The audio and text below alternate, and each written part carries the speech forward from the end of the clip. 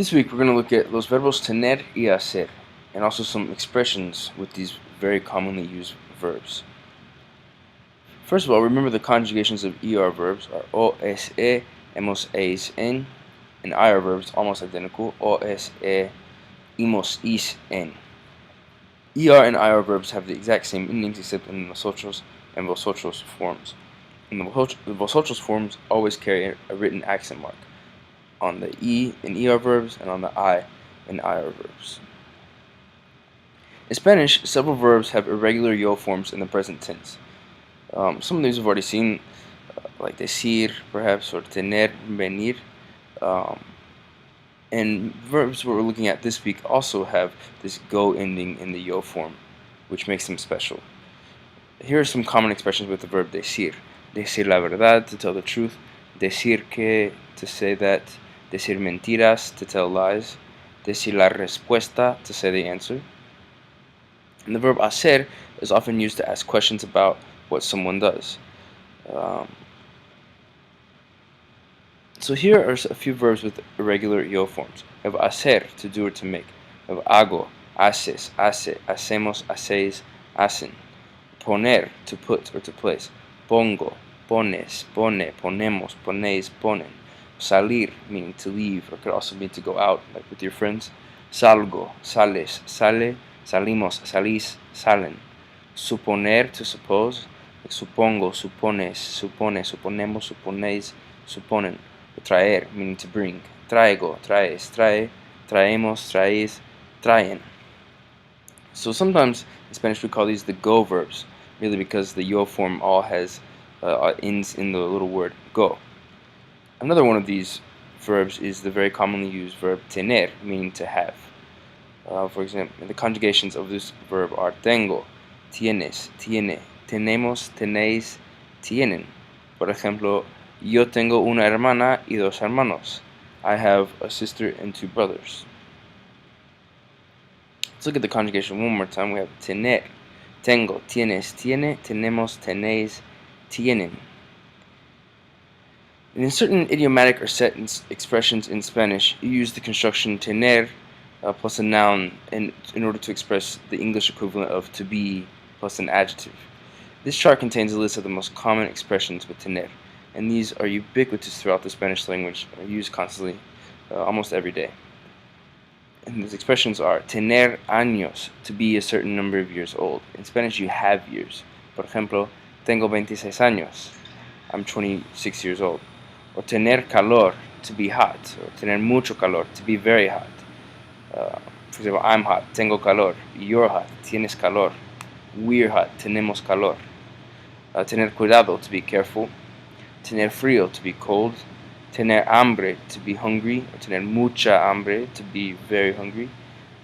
Tener miedo de, to be afraid of. Tener prisa, to be in a hurry. Tener mucha prisa, to be in a big hurry. Tener razón, literally meaning to have reason, means to be right. Or no tener razón means to be wrong, or to not have reason. Tener sed, to be thirsty. Tener sueño, to be sleepy. Tener suerte, to be lucky. Tener mucha suerte, to be very lucky. To express an obligation, we use tener que plus an infinitive to mean to have to do something. For example, ¿qué tienes que estudiar hoy? What do you have to study today? Tengo que estudiar biología. I have to study biology. As I said, to express obligation, we use tener que plus an infinitive. I have to, whatever, tengo que estudiar. To ask people if they feel like doing something, use the expression tener ganas de, which means to feel like, plus an infinitive. ¿Tienes ganas de comer? Do you feel like eating? No, no tengo ganas de comer. Or no tengo ganas de dormir. Another verb we're going to look at is the verb hacer, which means to make and also to do. And its conjugations are hago, haces, hace, hacemos, hacéis, hacen. For example, hago la tarea por la noche. I do my homework in the evening or at night. Hacer also has many uses with weather. And so we're going to look at this, first of all, the seasons and the months of the year. Las estaciones, estación means season, also means station, but in this essence, season, and los meses del año, the months of the year. If we begin where we are now, el verano, the summer, we have junio, julio, agosto. And then in the fall, we have el otoño, meaning fall or autumn, septiembre, octubre, noviembre. In the winter, we have el invierno, meaning winter, diciembre, enero, febrero. En la primavera, meaning spring, we have marzo, abril, and mayo. Some helpful expressions are, ¿cuál es la fecha de hoy? What's today's date? Es el primero de octubre. It's the 1st of October. Do notice that in Spanish they use the word primero, meaning first, instead of uno when it's the first of the month. Es el primero de junio. It's the 1st of June. Or es el primero de octubre. It's the 1st of October. And then after that they just use the number. Es el 2 de marzo. It's March 2nd. Or es el 10 de noviembre. It's November 10th. So with weather, or el tiempo, there, as I said before, typically in Spanish use the word hacer. I like to think of it as Mother Nature making weather. Since hacer means both to make and to do, we generally use this form right here, the third person singular form, in these weather expressions. And I like to think of it as Mother Nature making weather. ¿Qué tiempo hace? How's the weather? Or like, what weather is Mother Nature making? Kind of, hace buen tiempo, the weather's good. Hace mal tiempo, the weather's bad. Or hace calor, it's hot. Or hace mucho calor, it's very hot. Hace frío, it's cold. Hace mucho frío, it's very cold. Of course, there are a few expressions that don't use this verb hacer, and those examples are llover, meaning to rain. For example, llueve or está lloviendo, it's raining. Both of them could be. Or the verb nevar, which means to snow. Nieva, it's snowing. Or está nevando, it's snowing. There's a few other vocabulary expressions that will be useful when talking about the weather. To be cloudy, we use the verb estar, está nublado, or está muy nublado. But other ones also use hacer. For example, hace fresco, it's cool outside, or it's like making fresh weather, essentially. Hace sol, it's sunny. Hace mucho sol, it's very sunny. Hace viento, it's windy.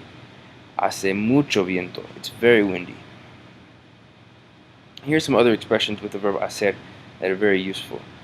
Hace calor, it means just like it's hot.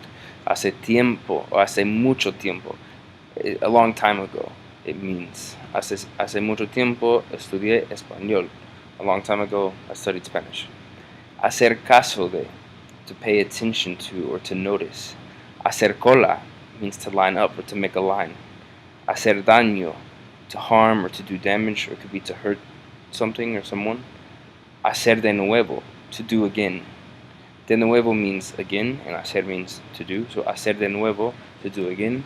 Hacer el favor, to do a favor.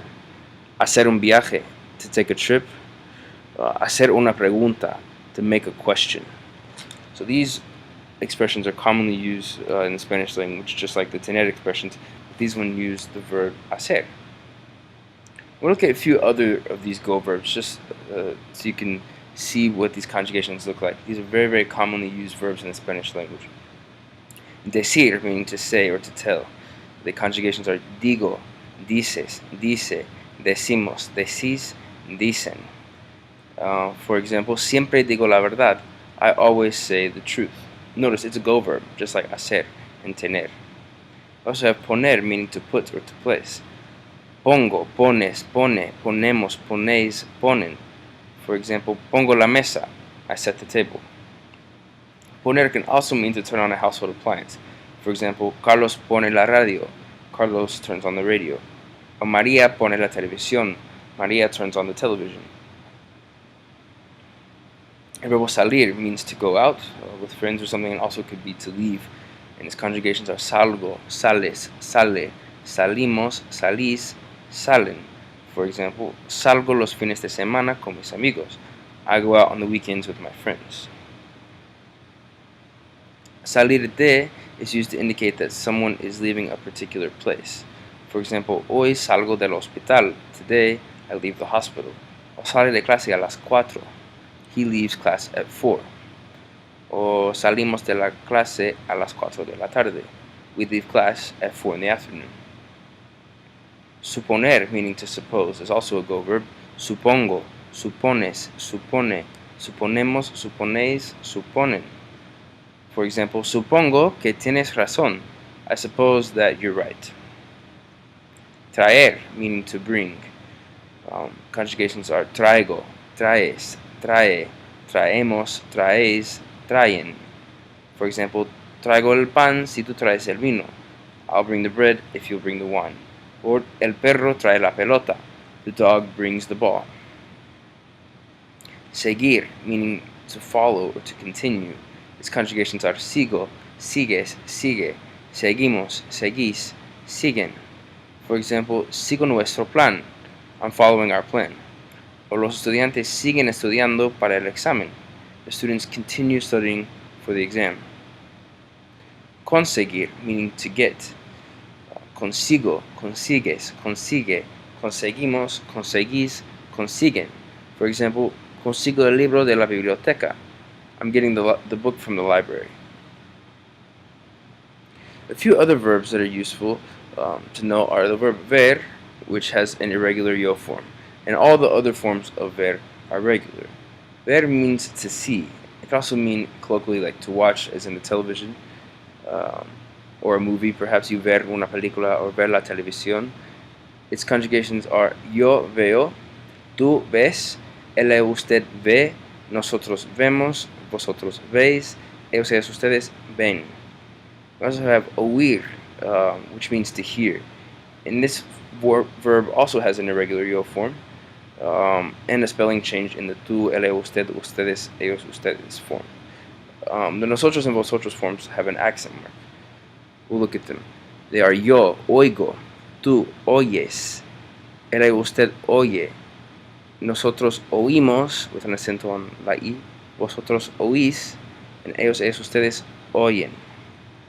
While most commonly translated as to hear, oír in other contexts it can be used where the verb to listen would be used in English. For example, oigo a unas personas en la otra sala. I hear some people in the other room. Or oyes la radio por la mañana. Do you listen to the radio in the morning? In my opinion, I think escuchar is a bit more commonly used to mean to listen to, but here, hearing and listening are it's a subtle difference in English even. Perhaps intent might be the difference, and I'd say the same thing in Spanish. The third person singular form oye is a commonly used term to get someone's attention. Like, hey, hear me, oye, people will say, and then the other person will turn around and listen.